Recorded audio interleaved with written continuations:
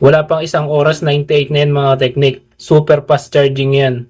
Kaya niya magpuno ng 300 na cellphone. 3 months bago malobat. Welcome back mga teknik. Pakita ko lang sa inyo yung ating ginawang super power bank na kaya niya mag full charge ng 300 na cellphone bago malobat. At fast charging pa siya. Paliwanag ko sa inyo kung paano natin to ginawa. Ito mga kateknik, yung kailangan ninyo, ito yung mismong charger para sa sasakyan. Ang kailangan na input nito ay 12 volts. Bali gumamit tayo ng battery na pang e-bike, 12 volts, 38 Ah. Yan, napakalaki ng capacity nito. Ang technique, yung ginawa nating mismong bracket niya, ginaya natin doon sa mismong salpakan ng sasakyan. Kinuha ko ito.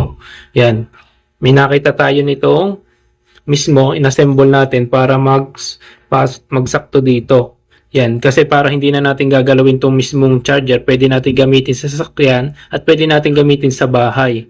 Kung kasakaling malobat yung battery, pwede nyo ipalit, nakatornilyo lang yan ng dalawa. Bali, ito yung positive niya. Yun. Ito yung positive niya.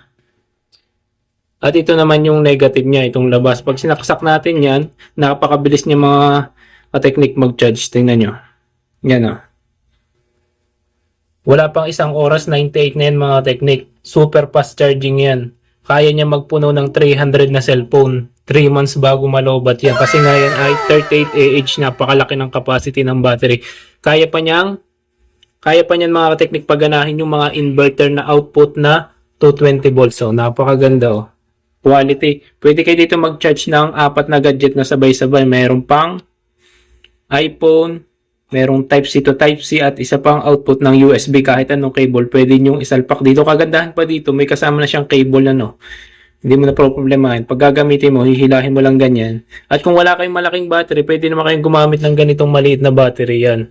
Pang motor, pwede din yan. Ito mga technique yung charger, meron tayo nitong tinda. Mag-comment lang kayo or mag-PM para masend ko sa inyo yung link. 400 plus lang yan. Napaka-fast charging yan. Wala pang 1 hour oh. 99 na agad na yan. 98, wala pa yung isang oras naka-charge. Napakatagal malobat. 2 linggo ko nang gamit. 12.5 volts pa yung karga niya. 200 plus pang cellphone bago tumalobat itong 38 Ah nating battery. Yun mga teknik, kung may tanong kayo, huwag nyo kalimutan mag-comment, mag-subscribe. Salamat sa panonood and God bless.